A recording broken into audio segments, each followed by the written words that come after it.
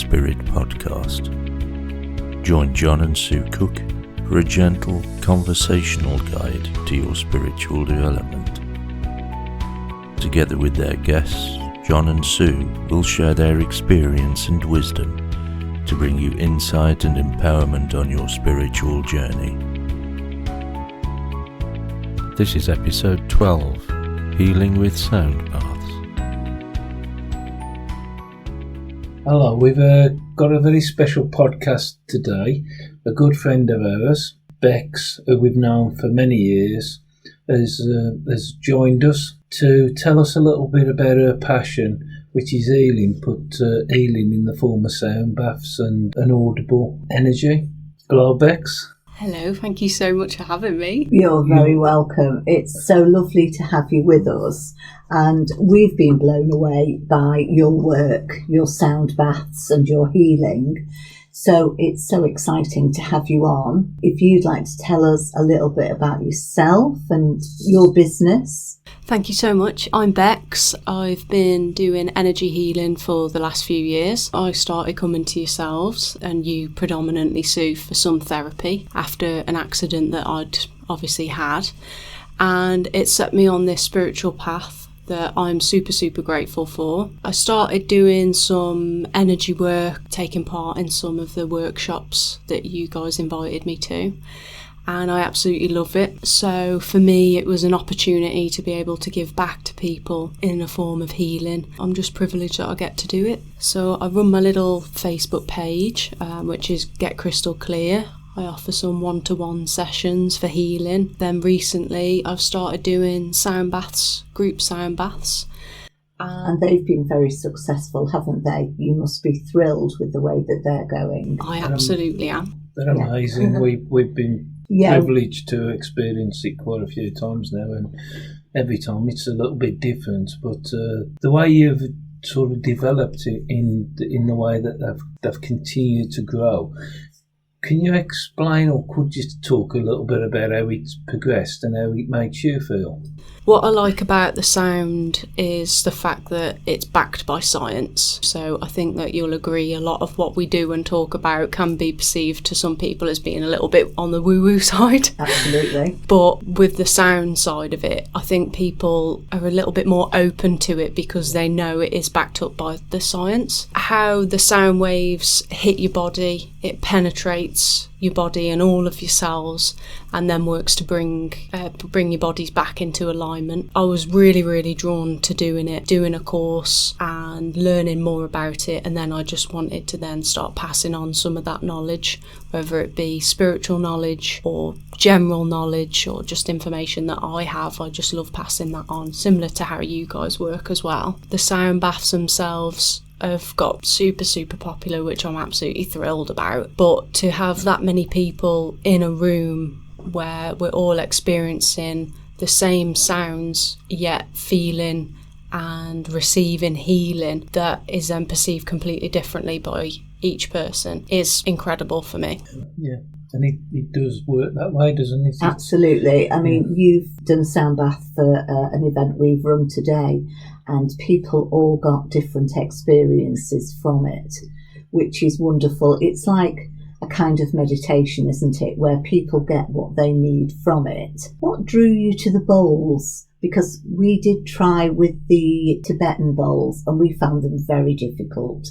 And the way that you play your crystal bowls, and you had a different bowl today. Oh, the practitioner bowl today, yeah. that is powerful and amazing. So what drew you to the crystal bowls particularly? I think it's the clarity of the sound, and also the space that I was in at the time, where I felt like I needed healing. And I was looking for a bit of an outlet to help me on that path. I never expected to be running sound baths for people in the slightest, but just how I felt when the bowls played, it really set my heart on fire. It unleashed something in me that I then managed to work with. Then looking at the history of the Tibetan bowls, the crystal bowls, etc., how different practitioners work with them just completely fascinated me and captured my interest. I just think it's amazing how a set of bowls can completely change a person's perspective or somebody's life in such a positive way that I then wanted to then share that sort of experience with other people. And it has been in a really positive way, hasn't it? Been amazing. Maybe, I don't know, I think you might have ended up doing the crystal bowls because you did start doing crystal healing first, and you still incorporate that, don't you, with some of the work that you do? Absolutely, yeah. So I've always been drawn to working with crystals. My mum used to purchase me crystals as a kid. You know, I remember going into exam rooms with crystals in my top pocket, wishing me luck, that sort of thing. Did you pass the exams?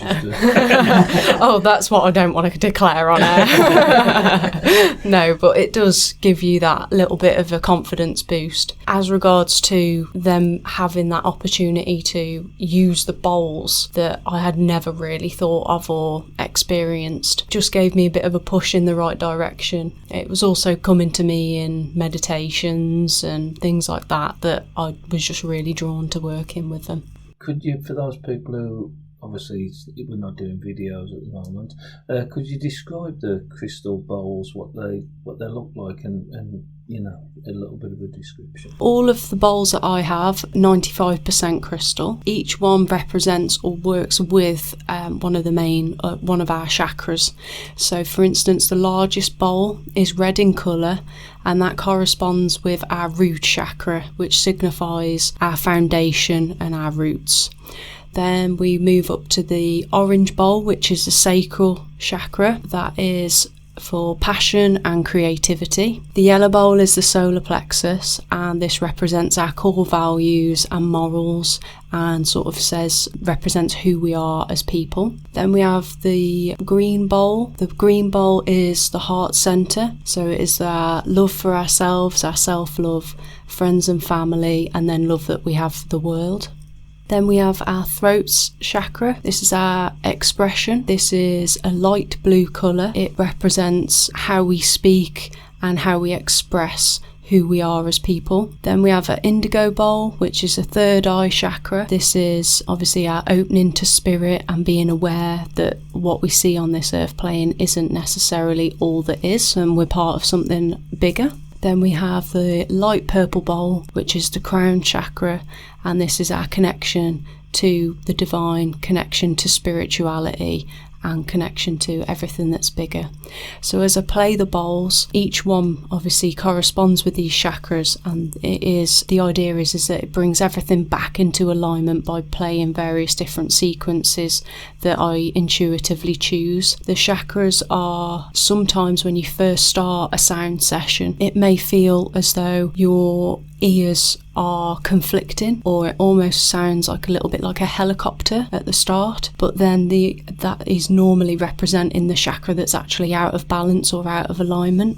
So hopefully by the end of the sound bath, you'll start to feel as though that sound disappears and you can hear it with more clarity, and it sounds like a sharper sound, which then shows that everything has come back into alignment and that you're feeling a little bit better in yourself, feeling uplifted with a bit more energy, or whatever your personal intention is that you've set for the session. And when you do your sound healing, you talk people through different meditations.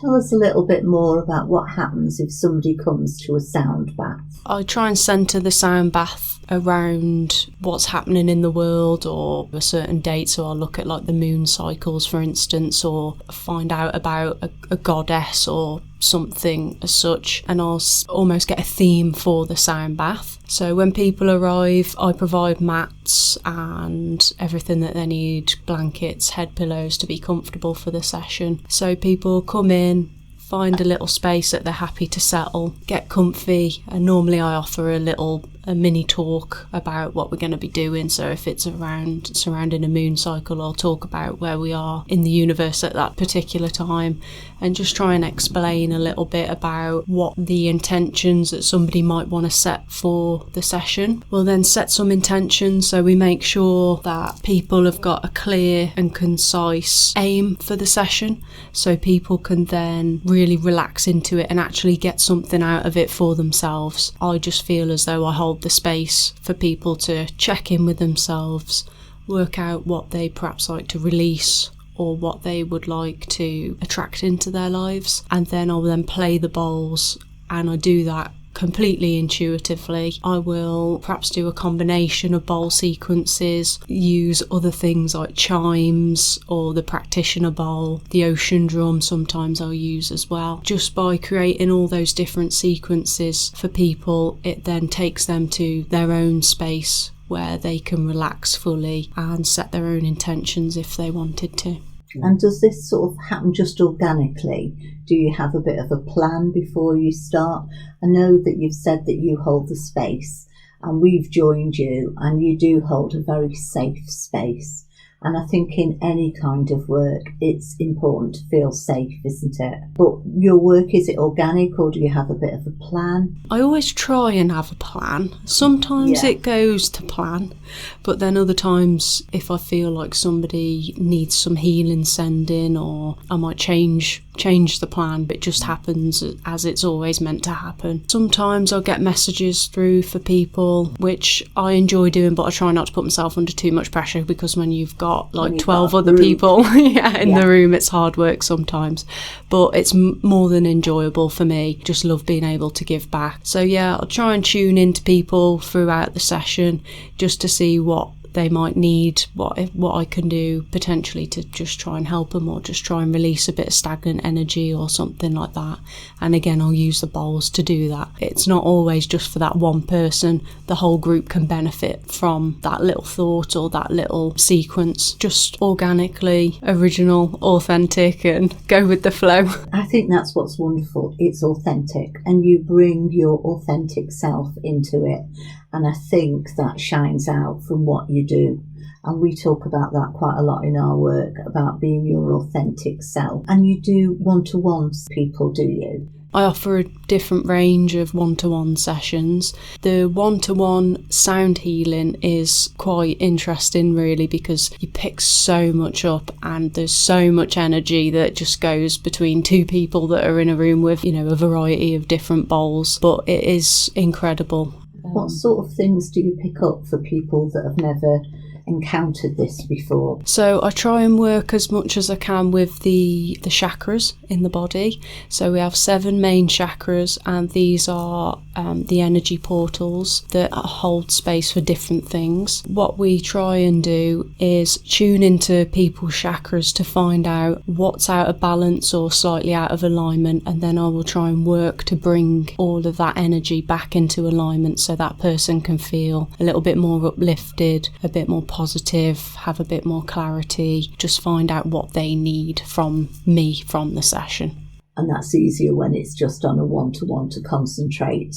Is that more deeply then, to be able to concentrate on just one person? Yeah, so I think you can give a little bit more attention to detail when there's less energy floating around the room. So that's the benefit of the one-to-ones, is just having a bit more time and being able to tune in that little bit more with spirit to work out what that person needs. That being said, it does work as a group as well.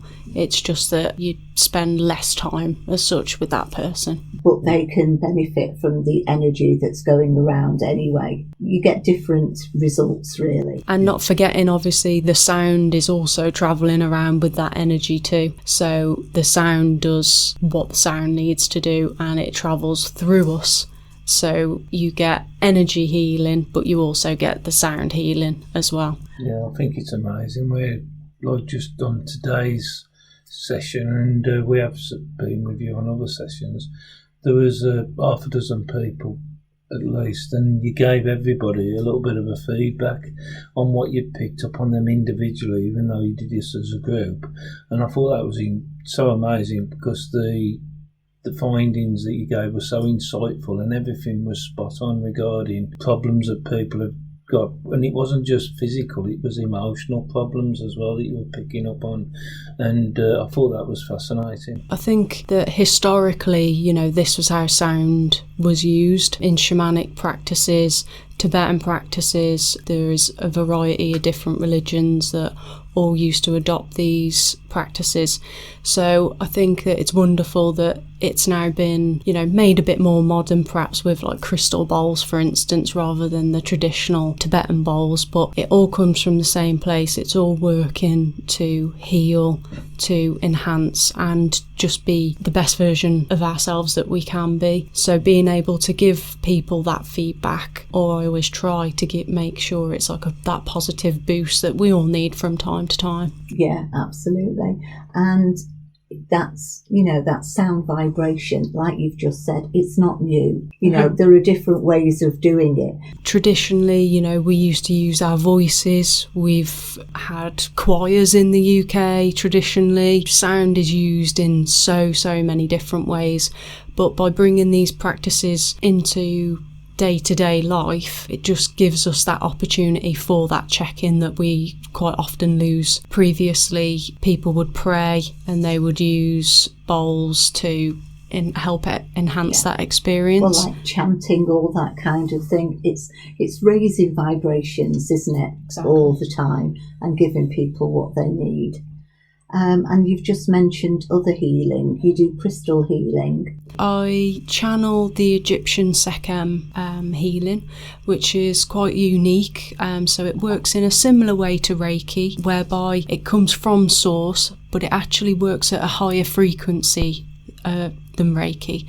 So it works at the highest frequency that we possibly can channel on this earth plane. And I use various different Egyptian gods and goddesses that then help me provide the healing for that person that I'm doing the one-to-one with. But I use this in all of my practices, and I also do a lot of work on myself using the Egyptian Sekhem. So again, similar to Reiki, we use different symbols and things like that, and they all will bring in different things and provide different experiences for people. I like to enhance those practices with the crystals as well, because you all know I am the crazy crystal lady. Yeah. We love you for that. Thank you. So I do use crystals in my practices as well.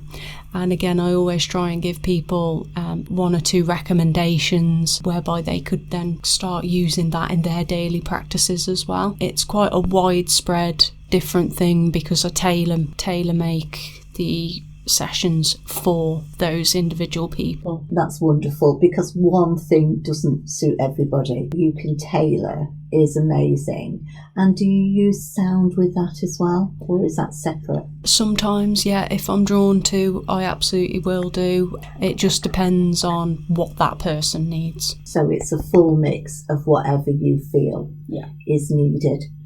That's wonderful. And as I say, we've had first-hand experience and been blown away, haven't we? One of the things that in all spiritual sort of practices, and we always seem to come across now and again, which is a good thing, is people who maybe are a bit sceptical of having healing. What would you, or what's been your experience of people who maybe wasn't sure if it was going to work for them?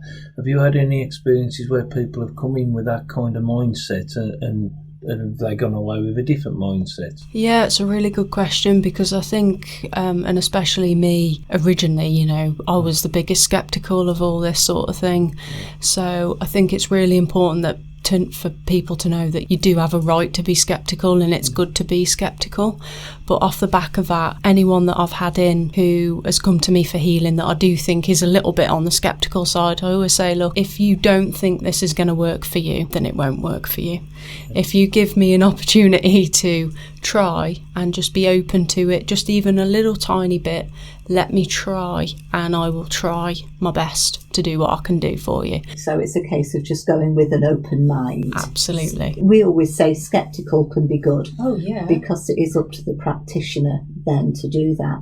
but an open mind. I like it as well because it tests me. Yeah. And have you had some that have been a little bit like that with an open mind that have come away and said, oh, amazing afterwards, where they didn't expect it? Yeah, definitely. And I do receive messages throughout healing, and by providing that evidence for people, you know, whether it be in the form of a message or picking up something physical from somebody's body, you know, nobody else really knows about. It always provides people with an opportunity to say, oh, well, actually, you know, you come to mention it, I'm the only person that knows that, so how do you know about that? So, yeah, it does test me in all the best ways, but I do try and provide a little bit of evidence for people to just be a bit more open. Yeah.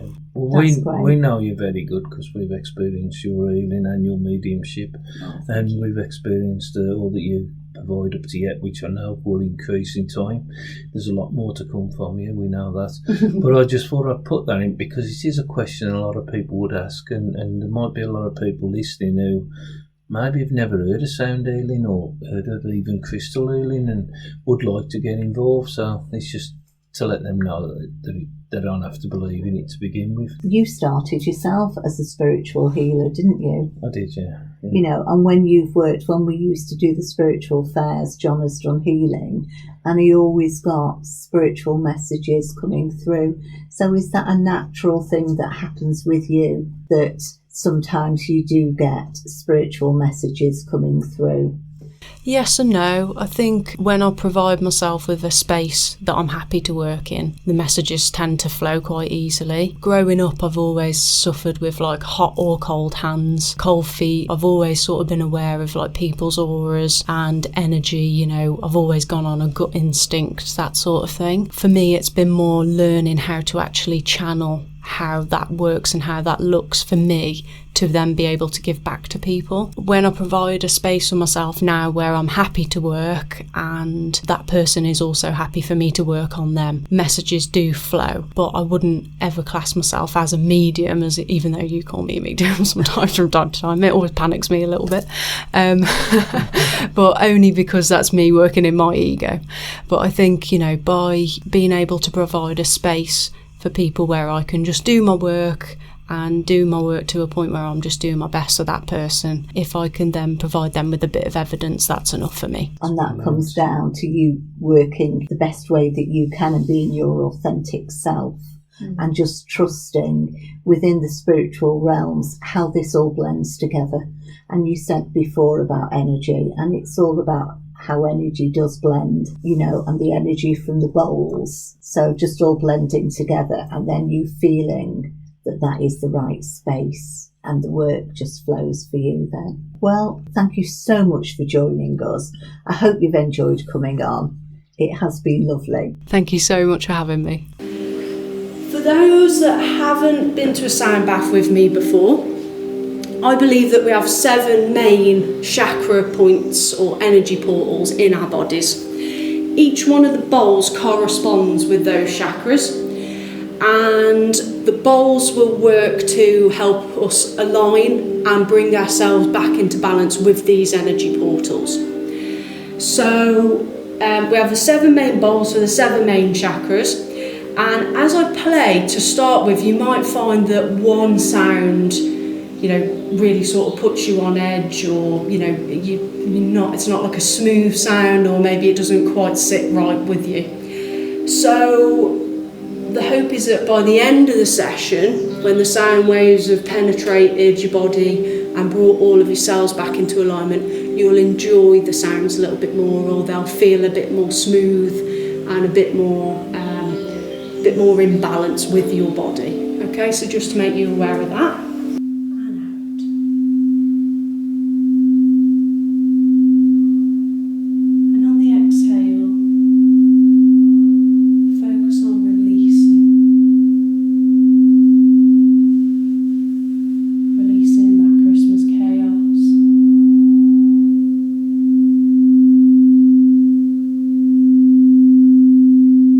Releasing anything that is no longer serving.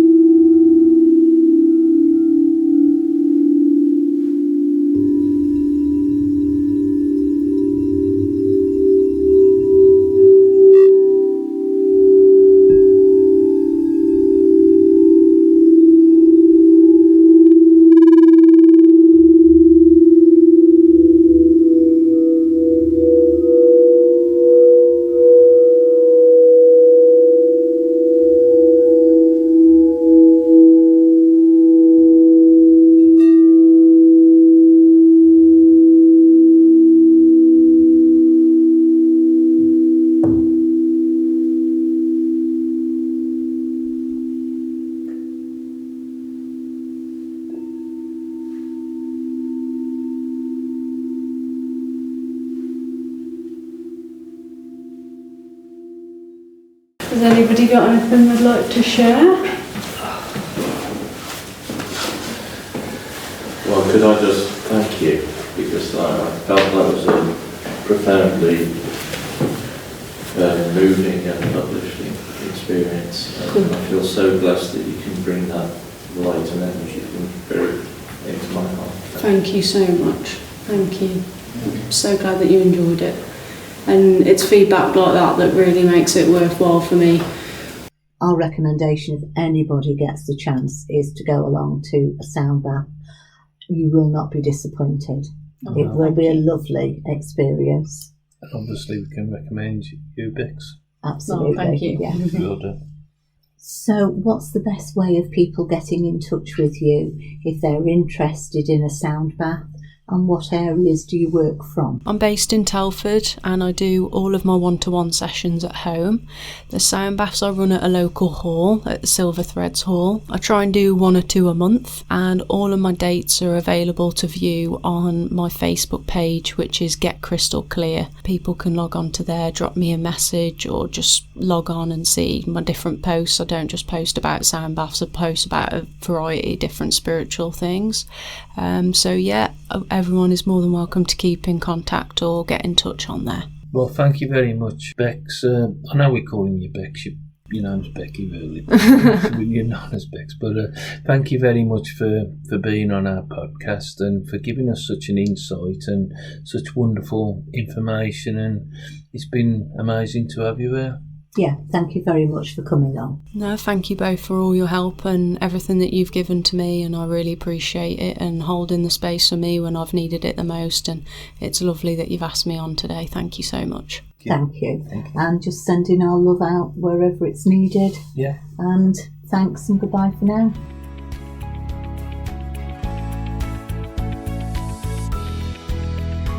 You've been listening to Exploring Spirit with John and Sue Cook. John and Sue are always happy to hear from old friends and new listeners alike. You can reach them via their website at johncookmedium.co.uk or on their Facebook page, John Cook Medium. We thank Vitaly Vakulenko for the rights to use his music via Pixabay.